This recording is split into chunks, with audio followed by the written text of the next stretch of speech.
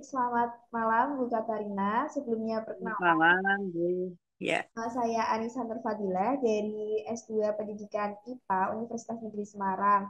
Dan saya di sini ya.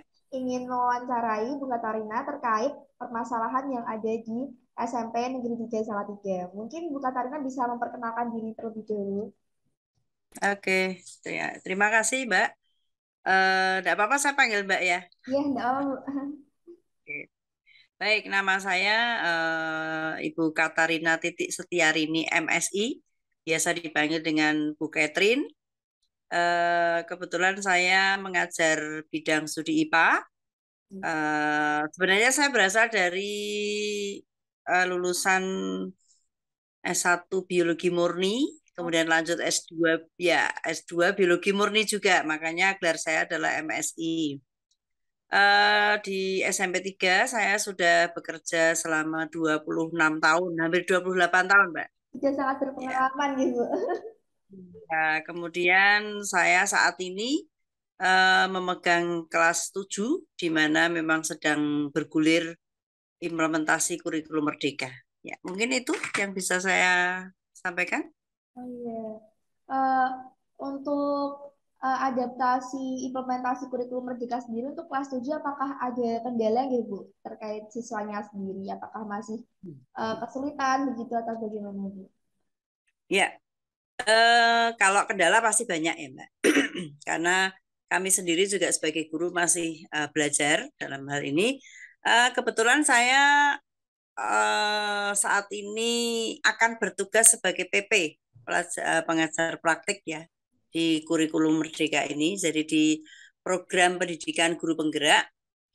Nah, secara teori saya tidak kesulitan sih ya. Saya secara pribadi tidak kesulitan, hanya ketika hal ini saya terapkan di dalam kelas, memang kendalanya luar biasa. Karena anu ya Mbak ya, anak-anak ini kan terbiasa dengan sistem pembelajaran searah ya, hampir hampir semua guru itu melakukan kegiatan pembelajaran searah. Jadi guru memberikan materi, murid mendengarkan gitu ya. Paling-paling yang terjadi adalah diskusi gitu ya. Terus selesai gitu. Nah, jadi pola pikir yang seperti ini kan saya harus mengubah ya, total harus mengubah mereka. Mindset tentang belajar juga harus saya geser ya, sehingga ini memang memerlukan waktu ya. Sampai dengan hari ini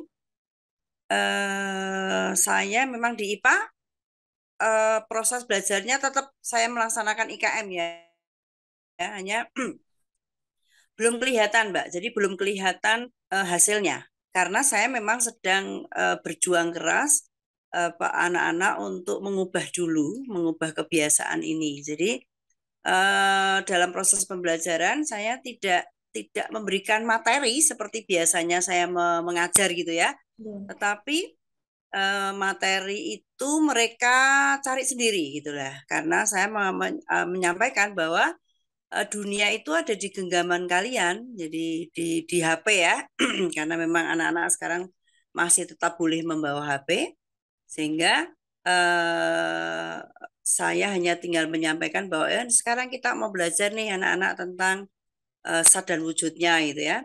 Kemudian mereka saya minta untuk browsing sendiri, ya, tetapi ketika browsing itu dilakukan, mereka browsingnya di rumah, Mbak. Jadi di sekolah itu praktis hanya melakukan kegiatan apa ya implementasinya gitu. Jadi awalnya saya melakukan asesmen diagnostik dulu ya. Jadi ini hal yang baru ya bagi bagi kak saya, asesmen diagnostik untuk memperoleh data bagaimana profil siswa, ya, profil murid, kemudian gaya belajarnya. Nah, setelah saya peroleh itu, justru disinilah muncul banyak masalah gitu. Ya, jadi setelah saya tahu, ternyata oh luar biasa ya anak-anak banyak sekali yang bermasalah. Tetapi kemudian itu menjadi catatan khusus saya. Saya kelompokkan, Mbak. Jadi dikelompokkan per apa menurut gaya belajar, kemudian ada juga kesiapan kesiapan belajar ya. Jadi banyak banyak langkah ya, banyak langkah yang saya lakukan. Bagaimana saya harus mengelompokkan mereka.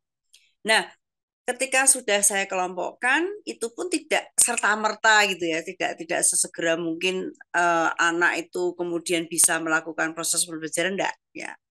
Saya kan juga harus mempersiapkan dengan anak yang beragam itu, saya juga harus mempersiapkan bagaimana proses pembelajaran itu berdiferensiasi gitu. Iya.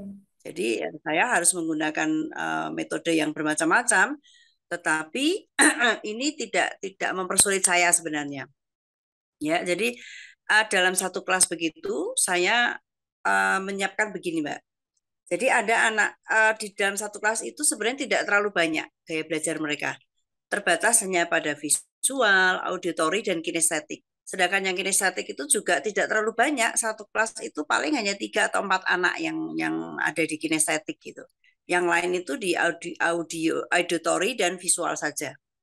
Sehingga ketika dalam proses penyajian materi atau memperdalam materi atau konsep ya, saya cukup banyak, oh di kelompok yang visual itu saya memberikan video, begitu. Iya. Kemudian yang di kelompok auditori itu berupa bisa suara, bisa video juga sebenarnya.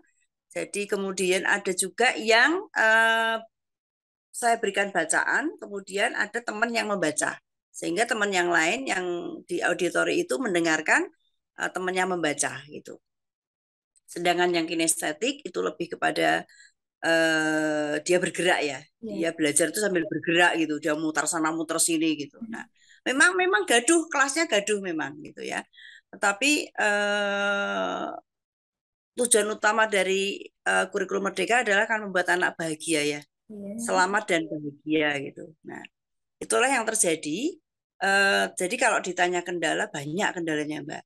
Karena kalau kita berpikir ke arah eh, apa namanya materi harus selesai misalnya, kita tidak boleh lagi berpikir ke sana, ya karena materi itu tidak menjadi tujuan akhir atau pemahaman materi itu bukan menjadi satu-satunya tujuan. Justru anak itu bisa memperoleh pemahamannya sendiri dengan cara mereka sendiri. Hmm. Nah, itu mungkin Mbak, jadi kendala pasti banyak ya, tetapi itu ya harus pelan-pelan ya, pelan-pelan kita dalami, kita lakukan. Yang penting semua tercatat ya, semua apapun itu saya punya catatan anekdot anak, bahkan anak-anak yang punya kelainan-kelainan khusus pun ya saya punya dan itu dalam proses menanggulangi itu. Oh, iya. Oh, berarti sekarang paradigmanya harus bergeser gitu, Bu, dibandingkan yang Iya, pembelajaran dahulu, gitu. iya Untuk betul. terkait permasalahan-permasalahan sendiri itu biasanya terkait apa gitu? Permasalahan yang ada di kelas biasanya terkait dengan apa nih?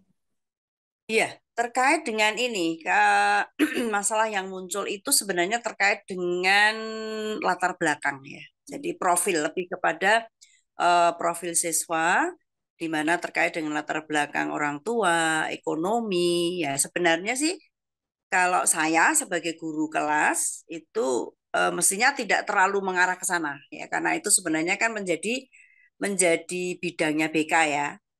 Tetapi ternyata itu mengganggu gitu. Jadi masalah-masalah itu ternyata di kelas itu anak itu menjadi tidak konsen, ya kurang fokus, Iya. kemudian bahkan mengganggu temannya begitu. Nah ini kan proses belajar tidak bisa berjalan kalau seperti ini. Maka masalah itu harus saya urai dulu, harus saya cari dulu masalahnya apa. Bahkan saya sampai melakukan home visit ke rumah anak-anak yang bermasalah. Nah ini saya bukan wali kelas, saya bukan guru BK, tetapi ini menjadi kewajiban kita semua kalau memang anak merasa dekat dengan saya, dia mau curhat dengan saya, ya saya harus melayani mereka dengan hati ya pastinya ya.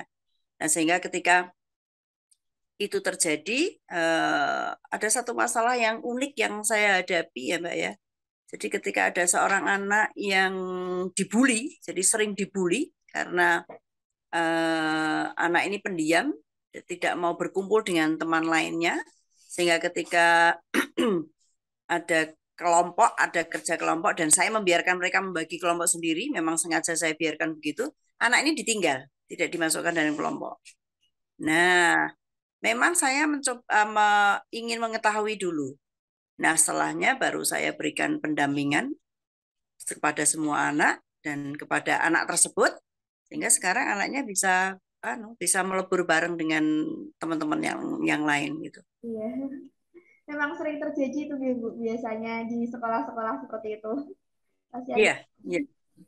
Iya. Mm-mm. Kemudian untuk tadi kan dikelompokkan nih Bu, ada yang bergantung kepada gaya belajarnya, nggih. Nah, untuk Ya. asesmen awalnya itu berupa kuesioner atau seperti apa nih Bu? Atau diwawancarai atau seperti apa? Iya. Jadi ada saya pertama membuat Mbak, membuat asesmen diagnostik ya, membuat asesmen diagnostik awal. Jadi ini untuk mengetahui gaya belajar dan profil itu ada sekitar 10 soal ya. Jadi itu nanti hasilnya itu akan menunjukkan anak ini ada di mana, ada di gaya belajar apa gitu ya, auditori dan sebagainya. Sebenarnya data ini sih kita nggak perlu cari ya. Sebenarnya kalau BK sudah siap, ketika BK sudah ada data itu, biasanya kan kerjasama dengan pihak luar, Mbak. Iya. Nah, kerjasama dengan pihak luar ini sebenarnya sudah ada datanya, hanya kebetulan di tempat kami itu belum belum ini, Mbak, belum bekerja sama dengan pihak luar sehingga belum diadakan tes IQ gitu ya. Maka saya mencoba untuk membuat itu, kemudian setelah gaya belajar kan kita ketika mengelompokkan tidak hanya berdasarkan gaya belajar saja, Mbak, termasuk ketika saya masuk ke satu bab tertentu, saya juga membuat asesmen kesiapan belajar. Seperti pretest sebenarnya. Ya, tapi tidak banyak ya. Dan itu pun ketika saya membuat pretest itu atau asesmen diagnostik, asesmen kesiapan belajar, itu setiap kelas soalnya beda karena kondisi kelasnya beda. Itu. Jadi satu contoh nih, satu contoh. Ketika saya ingin mengetahui pemahaman mereka tentang bagaimana menghitung, ya menggunakan rumus gitu, kelas 7D ini kan kelas unggulan. Ya. Saya membuatkan soal aplikatif gitu. Tapi ketika saya membuatkan di kelas 7C, nah ini dia grade-nya di bawah 7D. Maka saya tidak akan membuat soal yang aplikatif, tetapi lebih kepada langsung. Misalnya diketahui sebuah kubus memiliki persegi panjang gitu ya, memiliki panjang sekian, lebar sekian, tinggi sekian. Hitung volume. Itu saja ada sekitar 25% yang bisa menjawab. Yang lain nggak bisa, 75%. Itu di kelas C. Tapi ketika di kelas D, saya coba soal itu 100% betul semua. Hmm. Lalu grade-nya saya naikkan lagi untuk soal-soal aplikatif. Dan ketika saya berikan soal aplikatif, menurun akhirnya. Nah, ini kan artinya saya tahu kelemahan mereka berarti di aplikatif, di aplikasi soal kan. Maka nanti ketika saya mengelompokkan anak-anak itu, satu berdasarkan gaya belajarnya, yang kedua saya juga akan mempertimbangkan hasil dari diagnostik kesiapan belajar tadi. Gitu. Untuk setelah pembelajaran itu apakah selalu ada evaluasi nih Bu? Ada soal evaluasi begitukah atau pripun Bu? Tidak selalu. Jadi saya tergantung ya. Jadi kadang waktu belajarnya kan 2 jam dan 3 jam ya. Kalau yang 2 jam, misalnya subbab ya, subbab itu tidak selesai, saya tidak akan menanyakan, tidak akan membuat evaluasi tertulis, tetapi saya cukup evaluasinya lisan. Ya, nanti saya lempar soal apa tanya jawab pada anak-anak begitu. Eh, tetapi kalau dalam satu waktu itu selesai, saya akan pasti membuat post test ya. Jadi post test aja.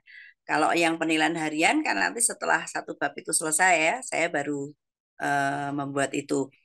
Dan di IKM ini penilaian kan asesmennya kan ada formatif ya Mbak ya, formatif dan sumatif kalau di IKM. Dan di sini tidak ada KKM. Ya. Nah, kalau di asesmen formatif itu berkali-kali saya melakukan. Jadi asesmen formatif itu termasuk tadi asesmen kesiapan belajar atau pretest tadi ya. Kemudian nanti ketika saya selesai subbab 1, saya bisa melakukan asesmen formatif yang pertama. Kemudian subbab kedua, saya bisa terus begitu. Nanti setelah 1 bab selesai, saya bisa melakukan asesmen sumatif. Itu juga tergantung kebutuhan. Jadi di IKM itu kan kita tidak dituntut untuk selalu melakukan itu. Ya, tergantung dari butuh nggak saya gitu ya. Kalau yang di asesmen formatif itu kan tidak selalu tes tertulis, Mbak, dan tidak selalu tesnya itu selalu kognitif loh ya. Tetapi saya bisa melihat atau bisa menilai anak dengan observasi. Observasi itu misalnya anak saya minta presentasi dari hasil diskusi. Itu sudah merupakan penilaian atau asesmen formatif. Nah, kalau di sepanjang perjalanan itu saya sudah mendapatkan nilai dan saya meyakini bahwa asesmen bukan hasil belajar anak sudah bisa terukur dari asesmen formatif, saya mungkin akan memutuskan tidak memerlukan asesmen sumatif. Bisa jadi gitu. Jadi seperti PTS itu sebenarnya di IKM tidak semua guru butuh gitu. Tapi sekali lagi kembali kepada sekolah ya. Biasanya sekolah itu kan ada semacam kebiasaan harus mengadakan PTS bersama, harus mengadakan PAS bersama. Nah, ini juga yang mesti kita geser, Mbak. Ya, kebiasaan-kebiasaan itu semestinya tidak dilakukan lagi kalau kita sudah melakukan IKM. Gitu. Untuk RPP sendiri, apakah Bu Catherine setiap pertemuannya menggunakan RPP, berpacu pada RPP, atau ya sudah tergantung nanti saya mau gimana berjalannya waktu aja, atau tetap bergantung RPP, begitu Bu? Oke. Kalau di IKM namanya sudah bukan RPP lagi ya, tapi Oke. namanya modul ajar ya. Namanya modul ajar. Tetap saya tetap membuat desain awal di dalam modul ajar itu karena lebih lebih rumit ya. Saya mengatakan lebih rumit itu lebih spesifik kalau di modul ajar itu karena di setiap tahapannya itu ada yang nanti namanya LK ya, lembar kerja 1, lembar kerja 2 gitu. Karena memang di IKM itu lebih banyak keterampilan yang dimunculkan gitu. Jadi saya harus desain dulu, desain jauh-jauh hari, karena kalau saya nggak punya desain di modul ajar, bingung saya masuk di kelas mau ngapain gitu. Jadi tetap modul ajar sebagai kalau dulu RPP ya, sekarang kita kita ngomongnya kalau IKM ya modul ajar itu tetap harus disiapkan, Mbak.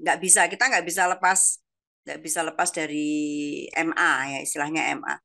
Nah, nanti kalau toh di perjalanan ketika dalam proses pembelajaran terjadi pergeseran dari rancangan awal, ya nanti ditulis, Mbak. Makanya saya kalau punya dulu zaman K13 itu punya RPP, saya RPP nggak pernah bersih, Mbak. Pasti ada coret-coretan. Ya, itu bukti bahwa RPP kita pakai itu. Justru kalau ada guru yang RPP-nya bersih gitu, saya curiga ini RPP dipakai nggak ini? Gitu. Iya. Hmm. Oke. Kemudian untuk metode pembelajaran sendiri, Bu, biasanya yang sering Ibu gunakan metode pembelajaran seperti apa, Bu? Nah, ini untuk metode pembelajaran ini memang ya Mbak, tantangan terbesar saya saat ini. Jadi di dalam uh, kalau satu kelasnya itu ada anak yang kinestetik, saya biasanya akan menggunakan to stay to stray misalnya ya. Dua dua tinggal dua berkunjung. Jadi ada gerakan berputar gitu ya. Terus ada ini kalau kita sudah ngomong metode, saya bicara seperti ini itu sudah ke arah model ya, model pembelajaran. Kemudian apa namanya eh snowball throwing misalnya. Jadi eh di dalam diskusi pun itu tidak sekedar diskusi aja. Jadi di dalam diskusi itu saya menyelipkan teknik-teknik atau model-model pembelajaran yang anak-anak itu seneng gitu. Jadi saya tuh agak ini ya Mbak ya, kalau ngomong soal teori, ya saya mesti buka buku nih kalau mau mau menggunakan apa gitu ya. Jadi Iya. saya lebih kepada apa namanya ya, kebutuhan anak gitu ya, kebutuhan anak. Metode pembelajarannya apa ya? Oh, anak-anak butuh kalau di IPA itu saya lebih sering menggunakan eksperimen gitu. Jadi Oke. lebih kepada eksperimen dan laboratorium saya tidak hanya di laboratorium yang ruangan ya. Anak-anak saya bawa keluar kebetulan di SMP 3 itu dekat dengan sungai, dekat dengan sawah gitu. Saya bawa anak-anak ke sana. Jadi laboratorium alam. Saya lebih suka ke anak-anak lebih itu JAS misalnya, jelajah alam semesta seperti itu. Ya. Biasanya anak juga lebih suka gitu Bu kalau misal diajak berkeliling gitu nggih. Iya, iya. Ya, begitu. Saya eh, apa namanya? Menekan kegiatan pembelajaran di dalam kelas memang. Karena di dalam kelas itu sangat tidak kondusif ya, karena anak pasti akan mengantuk dengan kondisi kelas yang kekurangan oksigen misalnya. Nah, pasti kalau sudah begitu saya yuk kita keluar yuk kita keluar. Gitu. Makanya anak-anak sejak awal saya siapkan untuk membawa alas tempat duduk gitu. Jadi ketika mereka keluar sudah siap mereka ayo keluar itu anak-anak pasti sudah cepat bawa alasnya sendiri-sendiri lari gitu kemana. Nggih, sepertinya ada di kelas Bu Catherine. Tidak Iya, membosankan begitu ya Bu. Bisa jalan-jalan. iya. Untuk media dan alat peraga sendiri, apakah biasanya selalu digunakan atau bagaimana ya Bu di pembelajaran sendiri? Iya, saya selalu menggunakan alat peraga ya. Jadi eh, tergantung tergantung babnya ya.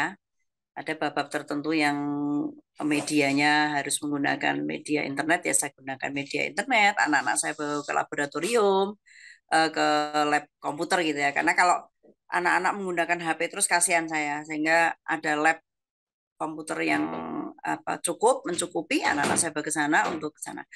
Yang lainnya untuk ketika mikroskop ya anak-anak saya bawa ke lab belajar mikroskop mencoba menggunakan. Kemudian Mbak saya ini memang suka dengan modifikasi alat peraga. Jadi beberapa alat peraga yang saya buat misalnya seperti alat peraga tentang sirkulasi peredaran darah gitu ya. Karena selama ini alat-alat peraga yang dari pemerintah itu kalau yang namanya sistem peredaran darah itu kan nggak ada Mbak yang tidak ada yang bisa menjelaskan bagaimana sih darah mengalir gitu ya. Bentuknya kan paling hanya gambar atau torso gitu. Iya. Lalu saya coba membuat termasuk sistem ekskresi gitu ya. Saya buat alat sendiri Wah, dibantu dengan kreatif ya Bu menggunakan Catherine. alatnya alat dari barang bekas ya, dari bahan-bahan bekas. Kemudian saya kerjasama dengan orang tua murid yang kebetulan beliau itu pembuat topeng gitu ya. Sehingga dengan koran bekas yang dibuat bubur itu lalu dibuat alat. Nah, itu yang kemudian kemarin dapat tahun 2019 saya dapat penghargaan di ITSF untuk alat peraga saya. Nah, dengan anak-anak bisa memegang alat peraga, bisa mencoba sendiri, itu ternyata memang hasilnya luar biasa. Jadi anak yang selama ini tidak pernah aktif, ya dia aktif gitu ya. Walaupun ya saya ketika mereka mencoba alat-alat itu ya butuh perhatian ekstra ya. Karena namanya anak tetap anak ya. Tetapi paling tidak ketika anak itu mencoba alat peraga, menggunakan alat peraga itu lebih lebih senang gitu ya daripada dia mendengarkan, daripada dia membaca. Jadi saya selalu ketika mengajar IPA itu sebisanya selalu menggunakan alat peraga. Walaupun alat peraga itu sederhana seperti apapun, tetapi itu tetap kita sebut sebagai alat peraga. Gitu. Nggih, banyak sekali informasi yang bisa didapat dari Bu Catherine nggih. Ini ada informasi dari Zoom-nya, 7 menit lagi sudah diakhiri Bu Zoom-nya karena Oke. belum upgrade ke Pro nggih. Padahal Oh, masih iya, seru iya, nggih iya. bahasanya. Iya, iya, iya. Mungkin cukup sekian dulu nggih Bu untuk obrolan hari ini. Terima Oke. kasih atas waktunya Bu Yuk, Catherine. Terima kasih sudah sama-sama, Mbak. Iya. menyempatkan waktunya, sudah memberikan banyak informasi terkait pembelajaran yang sudah dilakukan oleh Bu Catherine. Eh, Iya, oke.